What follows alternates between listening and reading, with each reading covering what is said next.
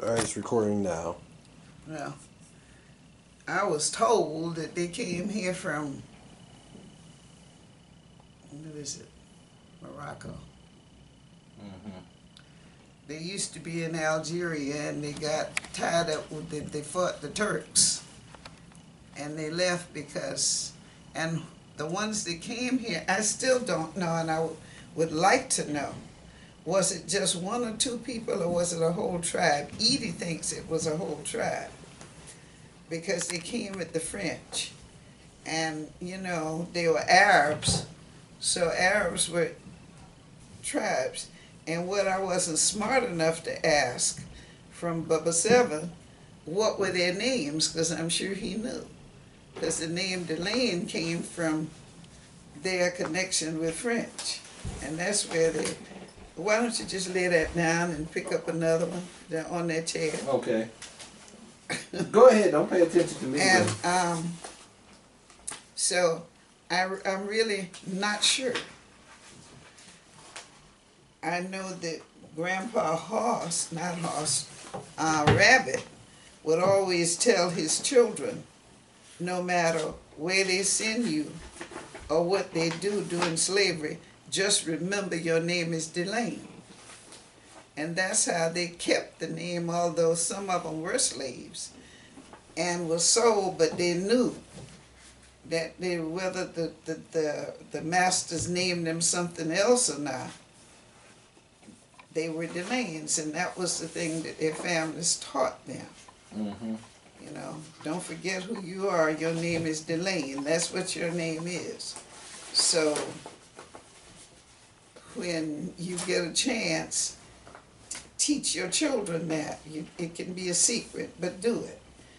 And so that's why we came out, you know, some of us did. And the other group that I would like to know, what's the boy's name? Kenzie's people. You know what I'm talking about? Yeah, Kenzie's father's Paul. Yeah. Kenzie's folk were DeLaines, and they originated in Sumter, although they moved to Hartsville. Now there is another group that said that Grandpa Hoss was their ancestor. A whole bunch lived in Society Hill, lots of them. And that's where the lady, what's the lady's name? Susanna knows. Her mother was Julia Carruthers. Well, married name was Julia Carruthers. But they were from Society. Her father's name was Albert DeLaine. Mm-hmm. Yeah, they were. And they were from Society Hill, but they were the same DeLaines that was from Grandpa Hoss. When he would go, he had a construction company. Mm-hmm. And he would go and he'd be gone, and everywhere he went, he had a different wife. Mm-hmm. And we used to laugh when we started finding out that my papa was a Rolling Stone. Everywhere he was home. So that's how that group got. But I also found out that Hoss had a brother.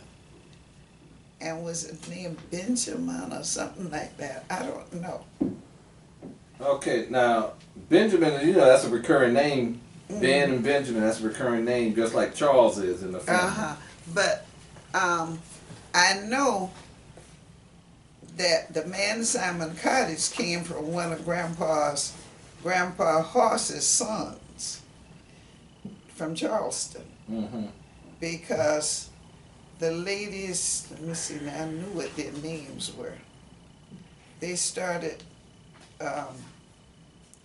Celie Man, mother, daddy was, and he was Benjamin. He was a Benjamin from Charleston. Mm-hmm. And Ben was also Hoss's brother. Mm-hmm. Because I thought there was a Ben associated with Charles the Rabbit, too. Well, who Hoss is but Charles the Rabbit's son? Mm-hmm. But I thought there was another Ben. Yeah. Before he, you know, because I used to think there was a Ben of Charles the Rabbit's father was named Ben. Now I don't know who Charles the Rabbit's father was. Just Charles the Rabbit was, as far as I could go back, and he stayed in Charleston when they moved from when they came over, they stopped New Orleans where they got out. But then he went to Alabama, and then they came to Charleston. And then they came here, and when Charles the Rabbit came, he came with the Andersons in Statesboro. Now, they used to go to the Church of the Holy Cross up there. And there are a couple of DeLaines that's buried in the Holy Cross's cemetery. But Anderson, when they didn't want to sit in the back of the church and stuff, that AME church that sit on the hill when you go to, and what's the name of it? Weymouth Chapel. That property was given them by the Andersons to build a church. Okay. And that church has been there for the longest. Not the building that they got, but that's where they've rebuilt the church several times. And they were given that church so they could worship when they wanted to and where they wanted to. Because since Rabbit wasn't a slave, Hoss wasn't a slave. And Hoss's children was Uncle Woodard and all those folk from up there in Statesboro. What's the name of the place where all of them live? It's still down there as you go into, if you turn on 261, you turn off and go where DeLaine School is. Oh, Sumter. Yeah, it's not Sumter though. Ridgefield. Okay. And up on the hill, the houses fall down now, was Aunt Sarah's house. And Sarah was a DeLaine Taylor. So all the Essex Taylor's children were dead and those Grandpa's first cousins. Not Grandpa, Daddy's first cousin. Because Sarah was Grandpa's sister. Okay. And they have the Webbers, a lot of the Webbers here in Eastover was Sarah Taylor's daughter's offsprings. So a lot of those Webbers are cousins. And found that out when Edie was teaching at Allen, and Mr. Weber, who taught there too, started telling her. And when I went and talked to your granddaddy and daddy, he said, yeah, there's Sarah Taylor's people. And quite a few of the ones in Sumter, the Taylors in Sumter were her offspring. Now, Sarah Taylor was the first member of the family to go to Allen, right? I don't know if I don't Okay, know. I thought she was the first one to go there. I don't know. Okay. Because You can stop it right quick. With one of Sarah Taylor's descendants, she lives in Germany. She's been in Germany for a long time. Yeah, for a long time. And you know, there's a little girl, and I need to find out where this child lives. Her name is Dell. What Dell last name? Not Taylor. Oh Lord, because her mama was Sarah Taylor, whatever. But she lives in Charlotte. Okay. And I need to find out from Ella. You know Ella Bird. Not Ella Bird. Ella Scarborough. Yeah. All right. Ella would know where she is. Okay. You know, Ella and Tanya were best buddies in high school. See, I have an aunt, my mother's sister. She's good friends with Ella Scarborough, so find out through her. Ella used to stay at my house much as when I lived in Sumter, as much as she stayed at her own house. And she and Tanya were classmates at Lincoln. And because we moved there when Tanya was in 10th grade, and then Ella lived not too far from us, and they were cut buddies. But my daughter just kind of went by the wayside. Now, did Charles the Rabbit, was he a carpenter also, or all of them gained that through the Charles the Rabbit was a millwright. Millwright?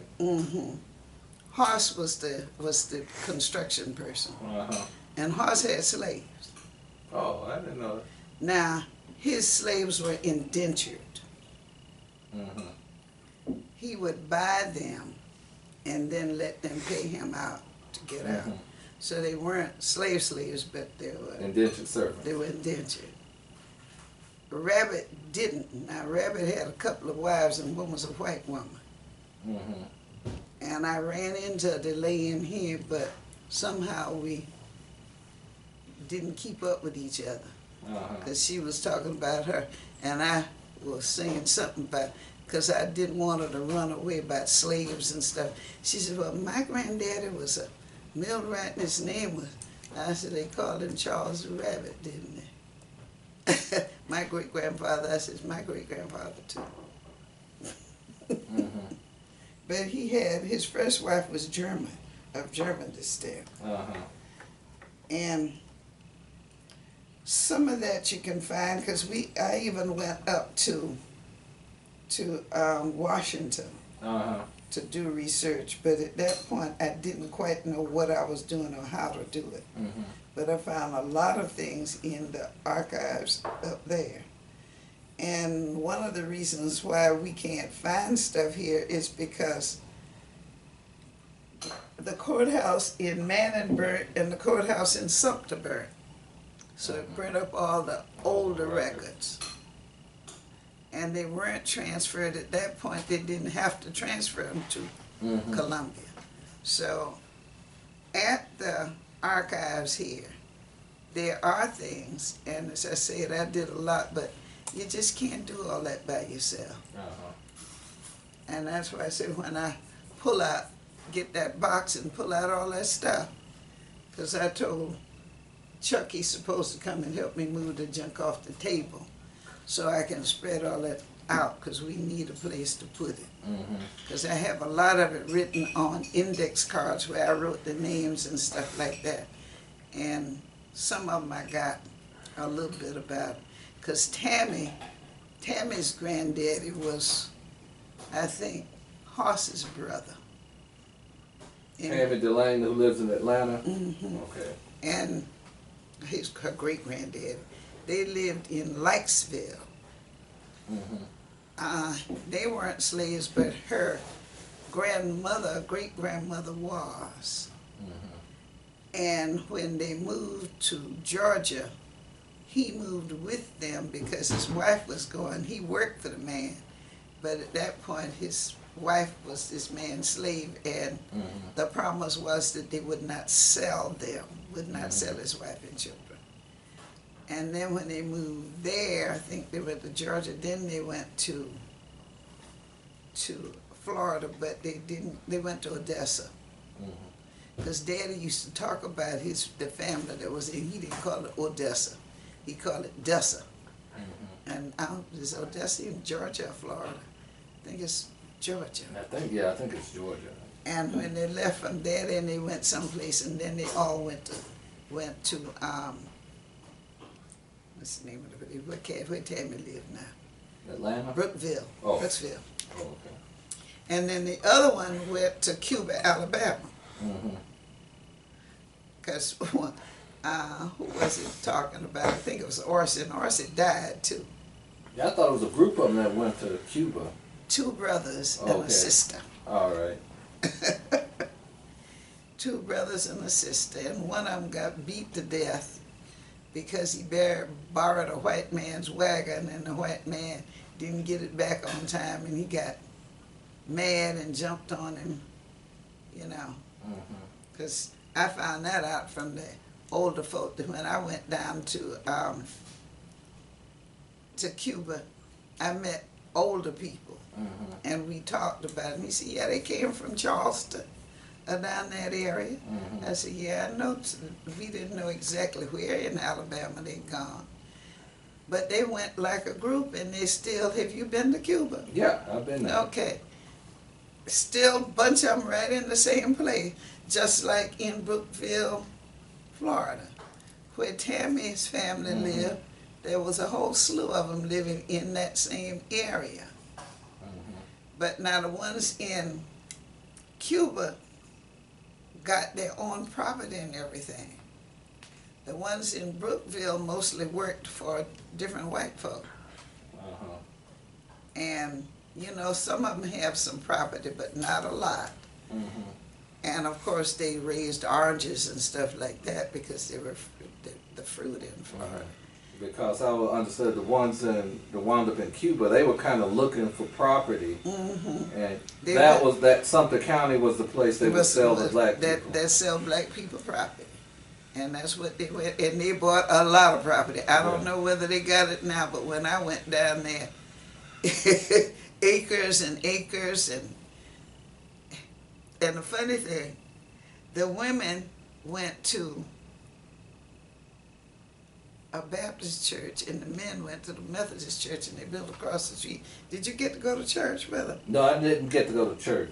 Well, I went down there and stayed almost a month with Laureen. I remember that name. Her name, Laureen, and her husband died not too long ago. Because ML said she was talking to Laureen last week, a week before last. But, because we still call each other every now and then. My stroke had me with the memory thing. Tucker, her last name is Tucker. Mm-hmm. Her children lives in Chicago. Not all of them, but some of them, because her son died. She had a son that died the same year, about Gerald died. But the rest of them live in, and you know that's where her sisters come from. When they, they come from Chicago. Benny and, what's the other one's name? Minnie and Benny. Yeah. I think one died. But they're the ones that used to go to the reunion all the time. Mm-hmm. And they came from Chicago. Then there was another one in Philadelphia. And of course, Orse's brother, Ernest, lives in Connecticut. Because that's how ML found out that Orse had died. Mm-hmm. And of course, one of the nephews or cousins live in, his name is Ernest too. And he lives in Charleston. Lives on James Island. Mm-hmm. And the way we found out ML saw his name in the phone book and called and asked him where he was from and all that. So, I don't know how Ernest is. I usually get a Valentine from him Uh-huh. and a Christmas card, but didn't get a Christmas card this year. Mm-hmm. I need to call him because they still got the same phone. He didn't have any children. He and his wife doesn't have any children now. Now, but the bulk of the DeLaine stayed in South Carolina for a long time. No, Oh, they didn't? that was about half of them that split and went to Florida and to Cuba. Okay. Their Grandpa Hoss, and I think one other brother stayed. Mm-hmm. And the others kind of, when split off when slavery was over, they just kind of left. Because the three that went to Alabama, and I think it was just one or two that went to Florida. But now there's another lady that's there. Her daddy and her granddad and Tammy's granddaddy were brothers. Mm-hmm. But she didn't know anything about Tammy until I started, Paul, who is Kenzie's brother, started doing her income taxes. Mm-hmm. And she told Paul that she was a DeLaine and where she was from. And he said, I bet you Ken does. And she said, well, you don't. So she told him to write me. Well, when she wrote me and I started asking, then I asked Tammy. And Tammy said, yeah, my granddaddy had a brother that lived in Tampa, wherever they lived, but they weren't in touch with each other. They left from here and went to Florida, went to Georgia, and then went to. Mm-hmm. And so when I had Willie Mae to get in touch with her, and I told her, I said, you closer kin to her than you are to me. And so then James, what's James' last name? James and his wife. They're not DeLaines, but his mother was a DeLaine.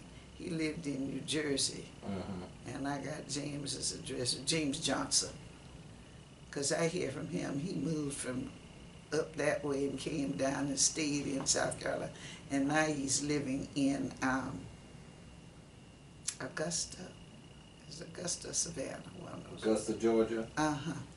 And he doesn't have any relatives in Hartsville anymore, Mm-hmm. but his wife does. Uh-huh. And because he said, when I come back through there, I said, well, all you got to do, I came back and you wasn't home. I said, well, Darren, if you called me and let me know you were coming back, then I could have made arrangements to be home. But I probably had a doctor's appointment, and I know you couldn't, you just can't drive through and stop and expect to find somebody home, you know. Mm-hmm. It doesn't work like that anymore. Okay, so Hoss had what, 3, 4 wives, 4 I families? have no idea. I have no idea. I know that Bubba's 7 was Daddy's full brother, but Uncle Woodard wasn't. Okay. And Woodard and Woodard's children, those are Viola's, that's Viola's granddaddy. Mm-hmm. And Woodard wasn't Daddy's full brother. But there was 7. There was a reason Uncle 7 got named 7, because he named himself that. Because when he was born, they used to call him baby. And he decided he'd name himself number 7. And now what I never really looked into was he Grandma Caroline's 7th child, or was he Grandpa Hoss's 7th child? Mm-hmm. I don't know. I think he was Grandma's 7th child. Mm-hmm. Now, Grandma Caroline was part Ethiopian, and they came from up near Saluda or someplace. You know, that's the way Brother Leo described the Ethiopian. He Uh-huh. always described his Utopia. grandfather, Leo. Mhm. He described his grandfather as African and his grandmother as Ethiopian. Yes, his grandmother was Ethiopian. Yeah. I thought he just meant African. She was from Ethiopia. Wow. And her name was Caroline. But Grandpa Hoss also had another wife in Manning whose name was Caroline too. And that's where David, I'm sure you heard of David and Albert and all that, but Yes. those were not was not my daddy's my grandfather and your great-grandfather was not their full brother. Mm-hmm. So he had 2 women whose names were Caroline. One where out there in the country where he owned all the property, and one in Manning where he owned buku property. So Albert and David and that bunch came from that wife. Now when you went to Sumter, you found, because he used to come to the reunions, what was Preacher's name? And his brother Walter, and okay. Anyway, they had another mama up there in Sumter. Mm-hmm. So they were from the same daddy, but that's why I told you. I don't know how many women he had, because they were from... Don't do this. What? I'm joking with him, saying, don't do that. No, just that said, don't run around and plant all these your children unless you're going to keep up with them.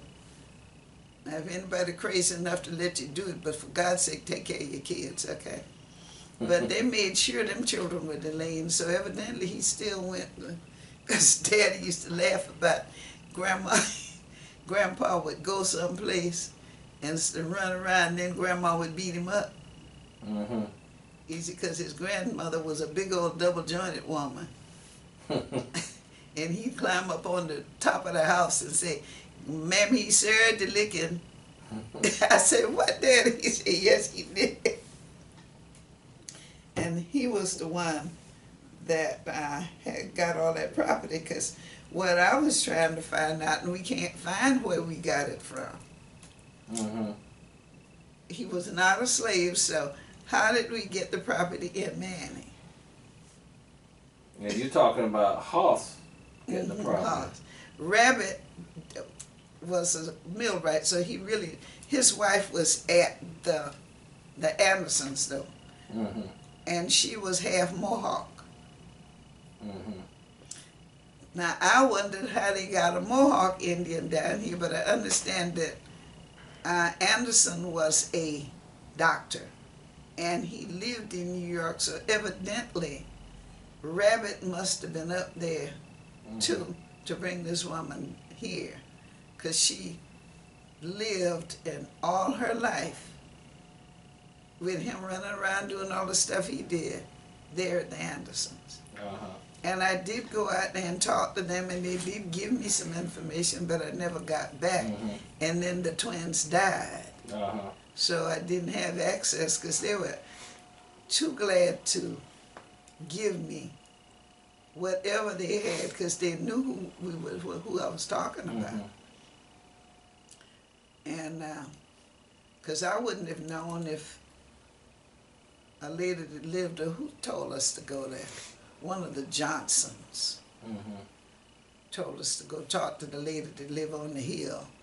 And I see that house is still there, so I wonder if some of her relatives still live there. Could she have been like a racially mixed person who passes the Mohawk, passed herself as Mohawk? Because I've read about people who did that, who may have had African in them, and coming south they would say they were Indian. She was Mohawk, but she might have been half white and half Mohawk. Okay. Because Daddy at one time told me where she was from in New York. So she knew where she's from. It's just that I think that she might have came with being half, you know, she didn't practice what they did. She wasn't part of their tribe, or? She might have been a part of the tribe, but then a lot of Indians went and worked with white folk. And when she came down here, I don't know whether Grandpa was in there with them, or she came down, and that's how he got attached to her, because of course when his children were born, it was still slavery.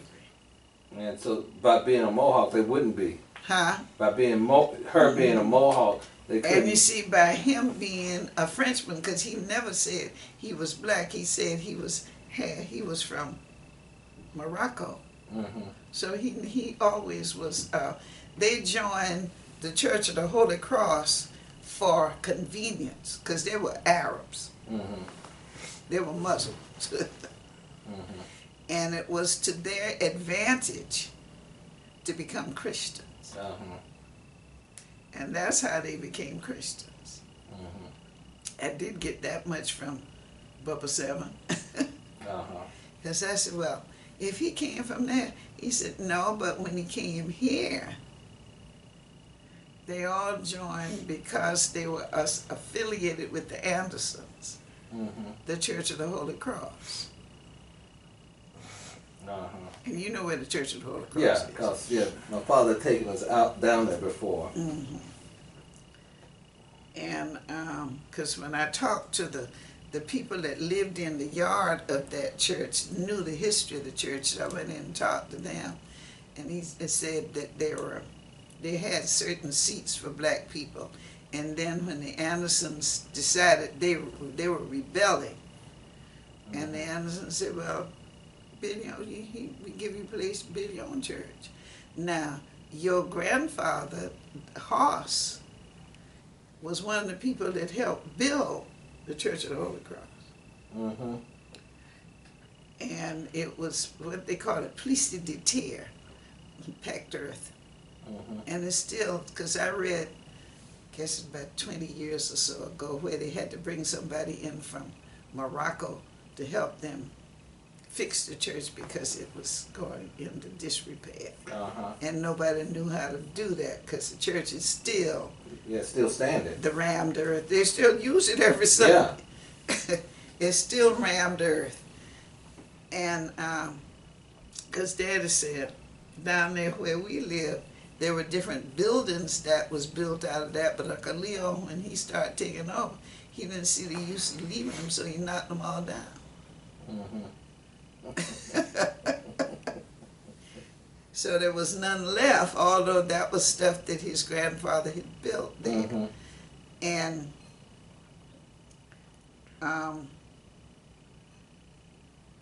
Grandpa was born on that property in 1859. So he was born before slavery was over. And he was born August or something, 1859. And so, of course, I don't think he was the oldest child.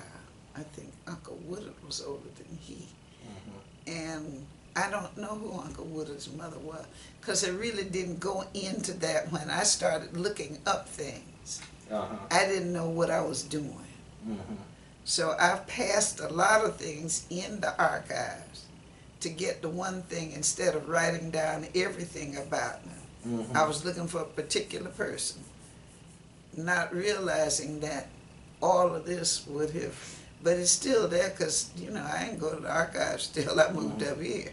Yeah, because now, and my grandfather, he probably heard this millions of times because it was drilled in my head when I was a kid about Charles the Rabbit could read and write when he came in. He knew like 7 languages. Because my grandfather, imagine a first grader going to school telling, well, when they Michael did the same thing. Telling teachers, well, no, we've been able to read and write all the time.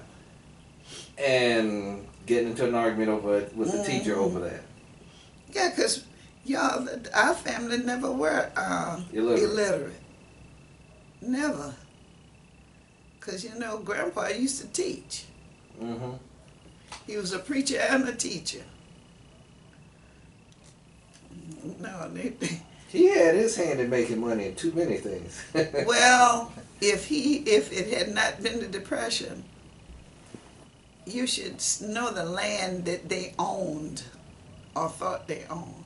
And what his lawyer told him, the reason we still got the land that we have over there is because this lawyer told him, when you finish paying for that land, put it in your wife's name.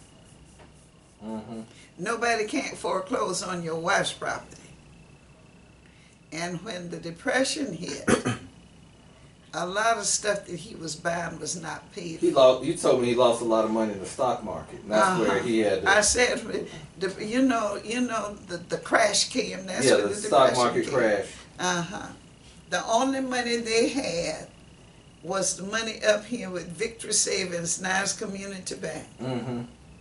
He had money up there because the Monteiths opened that bank, and he was patronizing a black bank. And when it was all over, see, the black folk couldn't borrow money and loan to people. That's why Community Bank was the only bank that didn't go broke, and a bank in Charleston, 2 black banks, didn't go broke in South Carolina. So where did he invest his money? Because I remember my grandfather always talked about he went to New York because the Jews would sell him bonds where nobody down here would. Yeah, he'd go to New York, he'd go all kinds of places to get what he wanted. But then he lost them, and everybody feel that that's why he died. He lost too much and he just couldn't handle it. Because, see, he died of a stroke and he was just 72. And, but he would invest because he knew what he was doing. And as I said, if the stock market didn't crash and we didn't have the Depression, Daddy used to laugh and say, he and Bill Fleming's granddaddy were trying to see who could buy the most property in man. And you know, now, you talking about Bill Fleming's white grandfather? Yes. They weren't, black people that owned property was not treated like black people that didn't own property. So he and Dick Davis were trying to buy up. They said one was gone, one half of man. The Dick Davis, the one who owned the gin and all of that around there? Well, Grandpa owned the gin too. Oh, I didn't know that. Grandpa had a gin, he had all this stuff. The gin was right where, as you go in the, where Mama used to live. You know, in the house, Edie's house. Mm-hmm. Okay, the gin was sitting right there. And then when they tore the gin down, they built a tobacco barn out there. Uh-huh. And then the tobacco barn, Daddy, they paved the road. So they took up part of it, so he just let that one go, and he built another barn in the back. And that one burnt down, and he built another one, and it has rotted down because nobody, you know. But yeah, Grandpa and Uncle and Mr. Bill Hodge. Now you know who Bill Hodge is. Yeah, I don't know. That was Leo's wife. That's Tisby's great grandfather. Okay. They were the people that own a lot of property over there. Mm-hmm. Over on where ML lives, Hallie Tyndall. Hallie Town is named for Hallie Tyndall. Hallie Tyndall was a black man. Mm. Oh, okay. And where ML live is Hallie Town. Uh-huh. And he owned buku property. I think my grandfather bought the property that ML lives on from him when he was, because what happened was my granddaddy worked for, he took care of the horses and stuff at Candy's Plantation in Somerton. Mm-hmm. And the Richardsons and the Candys were the same family. You know, all the Governor Richardsons and all that. Richardson Road is where you go into Liberty Hill from, if you turn on 261, instead of going on into Pinewood, you turn off and you go on Richardson Road going to Liberty Hill. Mm-hmm. And one is Richardson Road, the other is River Road. Now, where that, where they have the meetings for Breesley and Pearson. Yeah. Okay, well that's Richardson Road. Okay. You know, its name, whatever the city, but that it runs in the Richardson Road. And the other one, when you go into Remini, Richardson Road goes one way, and River Road is the one that take you out by Liberty Hill. Uh-huh. And so, but anyway, what was I telling you? So we were kind of talking about Henry Charles DeLaine Okay. business and all of. Mm-hmm. So, Grandpa Charles was buying a lot of property, and then the stock market crashed, and all of his money, beside the one he had up here in Victory Savings, and the money he had in his pocket or had in his house, was all that was left. And so all of the unpaid land that he was buying, he couldn't finish paying for it, so it was, you know. And the only land that he kept was the land that he had paid for. Now, the property behind us back there, which was paid for, Leo, when they got in the scramble, when Daddy and that side was against Leon, Leo swore that that was Uncle Pete's land and gave it to Sadie. And her brother and sister, and Sadie was splitting. Sadie didn't pay the taxes, so it was foreclosed. And that's the reason the property behind Edie's no longer ours, didn't run into the river. Because Leo was hurting, trying to hurt your daddy and his mama and daddy and those, because, and all they were asking for, they wanted to divide the property because Daddy and Leo were the only ones that was farming. And they just wanted to give Daddy the property that was down the road. And it wasn't near as much as Leo had. But he swore, and he hid the will. Yep, he told me he actually hid the will. He was mad at everybody.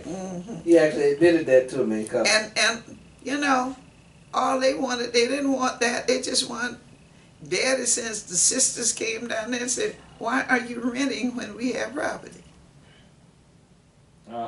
And went and demanded it, and he was going to, he said it was his. And where the will? Yep, that's Brother Leo. And his mother told him, it is not yours. So then they got in a lawsuit, and then they had to sell it, and then your granddaddy is the one that bought it back and then sold it to daddy. Because none of those white people would bid on that land. Because they knew what Leo was doing. And they said, no, we ain't going to do that. Yeah, because in Chicago, when I visit Brother Leo and we kind of hang out, he admitted he had got rid of the will because he was mad. And my grandma Tisby used to always say, the one who want to be the most of something will be the least of all. And if it weren't for your granddaddy, Leo wouldn't have no place to live, because he did farm for a white man, rent white man property, Ellis White, back then when when Uncle J.A. bought all that property down there in Somerton, out where he bought it.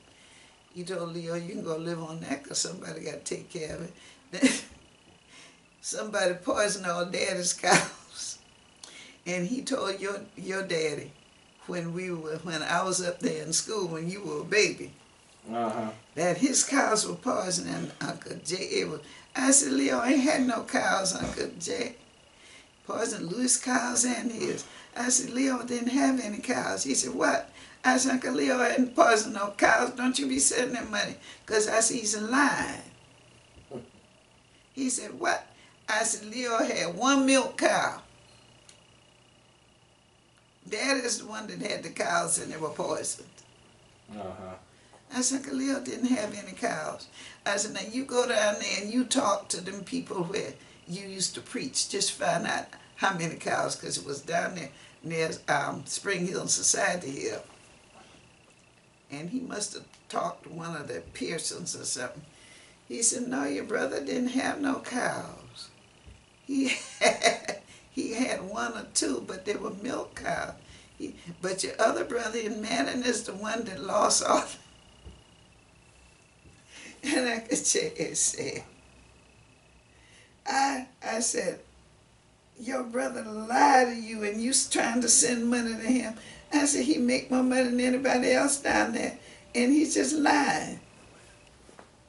And then the stuff that he had, the will and all that stuff he was hiding, his house burnt down and burned up.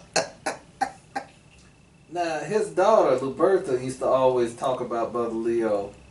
And I kind of wondered about some of his other brothers, about how she said she don't know where he always seemed to have money.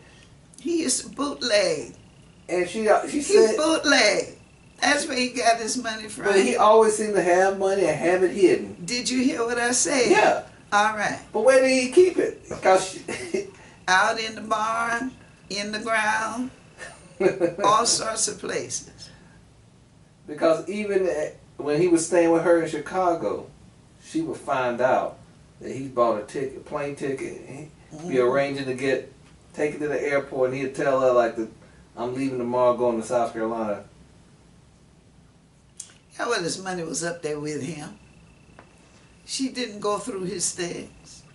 She tried, but she had to get a hold of him, because I think I told you about one episode where he met women at this senior center, and they give him a sad story. He started giving them money. And he started giving them money.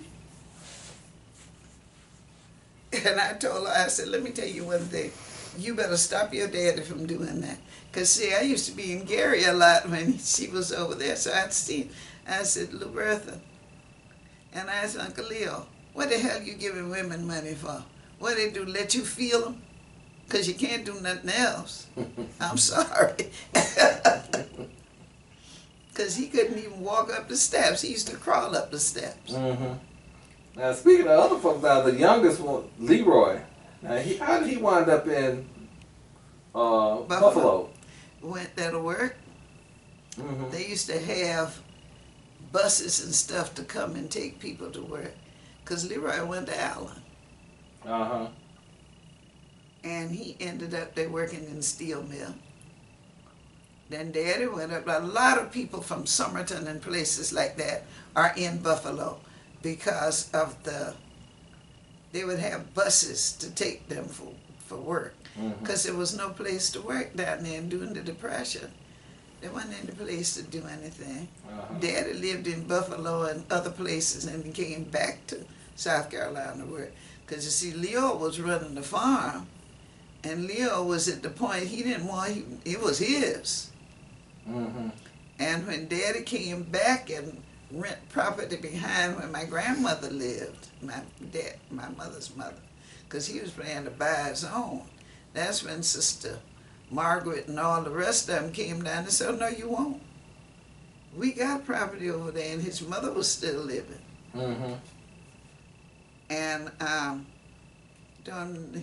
And that's when he decided that the property was his and gonna take it all, so they had to go to court. And then he ended up with none of it. Leo didn't have. It had to recover data or something, and it just stopped recording. Oh, okay. Cause did you find anything in there that was worthwhile? It's just a whole lot of stuff. Cause I see some stuff on that you recorded from family events, where cause I saw one of them with my Uncle Jay, notable accomplishments at cussing people out. Yeah. Oh yes. Cause my nephew Matthew used to love to follow him around, waiting for him. Yeah, Matthew would go everywhere with you. Waiting for him to cuss somebody out. He didn't know about that adventure, but. And BB was the most, talk about diplomatic. But Sister Carrie used to hold BB and ML around. Till Mama had to stop it, and your grandmama had to stop it. Because, you know, she just thought she could go pick up them two and carry them where she wanted them to go. Daddy told her one day, "Why don't you just adopt a child?" Well, I don't stay still long enough. He said, "You don't stay still long enough to carry mine either." Yeah, honey. And then she'd get pissed off when Mama and Daddy and Sister Mad and Uncle Jay wouldn't let them take. She just thought she could come anytime, especially in school. So, well, when they were too young to go to school, she had them gone. And then after they got in school, when summer come, she could just go take them and do what she wanted to do. Yeah, because some of my grandfather's other sisters, they were kind of fascinating, but. Well, those twins, I never could stand them. You've heard us talk about them so much. Nope. I just couldn't be bothered. And then Matt and Mimi was something else. And they thought that everything they said, you know, used to call us the country bumpkins. And Karen knows do this and Karen knows do that. And you wearing pants. I said, I live on a farm. I ain't gonna be pinning my dress between my legs because I got to climb on the horse and climb this place and that place. So we wore overalls. And then one day, you remember James Gordon? Yeah. James came down there and he was calling us stupid and stuff like that because James was the same age as I am. We put James on me. He was gonna ride the horse. Put him up there. And I got on the other one and I was riding bareback. Daddy said, "Don't let that boy do so and so and so." And I just looked at him. Rode down there and they lost him in the woods. If that mule didn't know how to come home. I said, I told him come on and he didn't. So I kept on going. And then when he came not knowing how to ride, he had saddle burn. And he came in there, Sister Margaret said, "I'm hurting in here." I said, "I told you." Because see, he was making the horse run. He didn't know how to sit. And didn't know how to sit. He wasn't in condition to ride it either. And he had a saddle. But you see, when you letting the horse do that, you put your feet in the thing and you And raise yourself up. Uh-huh. Well, hers was running. I said, because I know what I'm doing. Mm-hmm. I used to ride people's horses and stuff when we moved out in the country. And all I had was a blanket. Yeah, I used to ride. I preferred to ride bareback rather than with a saddle. I felt I had better control over the horse. And Yeah, the horse because knew you meant business. For some reason, I felt when you sit on a horse, he can feel like you mean business. And you can push your knees into him and stuff like that, and they just knew. But then they weren't used to James. Well, they can feel when you're scared. See, when you sit on a horse, and then when I left him down there, and this one realized the other one was gone, he started taking out through the woods. And I got home. Daddy said, "Where's James?" I said, "I don't know, because I told him come on because I was going home. And he was going that way." He said, "You done lost that boy." I said, "He lost himself." I said, "But the horse, the mule will bring him home." He come back. She left me. Yeah, that was always an interesting thing about mules. I rode this guy who lived near his mule. And it's like, no matter what you did, at a certain point, it just turn around and go all the way home. It was like, it knew this is the time to eat. It just turned around. I don't care what I did. Because you didn't know what you were doing, but I bet the man that owned him, the mule, wouldn't have done that to him. I wondered, because it was like that mule at a certain time, that mule, I could ride him anywhere. But when it came to a certain point, that mule would just turn around and head right back home. I don't care what I was doing. You see me trying to guide, that mule was heading straight back home. Because you didn't know, and that mule knew you didn't know what you were doing. The mule could sense that. But yeah, James. And after James got grown, I remember when we had the reunion in Chicago, and James came with Bud. And he was sitting down there. I said, "No, you called me stupid." I said, "So I left your butt in them woods." Now, he didn't call me stupid. Country hit. Country this, country that, country that. Because you don't know this and you don't know that. And I could read and do everything better than he could. I remember one day I told you what what would be his grandson, Terry's son, told me. He said his daddy always said, if I stayed in South Carolina, I would have gone to college. Yeah, because he was there with a learner. You know he'd have gone to college. But now, you know, Gail lived in Georgia, but she died. His daughter, Gail. I never knew her. She lived in Georgia. I got the address in there. I hadn't written since she died. But I was looking the other day, because you know you wrote down the whose child is that live in Atlanta now? I forgot. You talking about Olivette? Yeah, but Gail lived there, and Gail died. I think Gail died of an aneurysm. Yeah, she lived, because she came down here and stayed a while with me. And then moved. She and her daughter. I think she had a daughter and a son.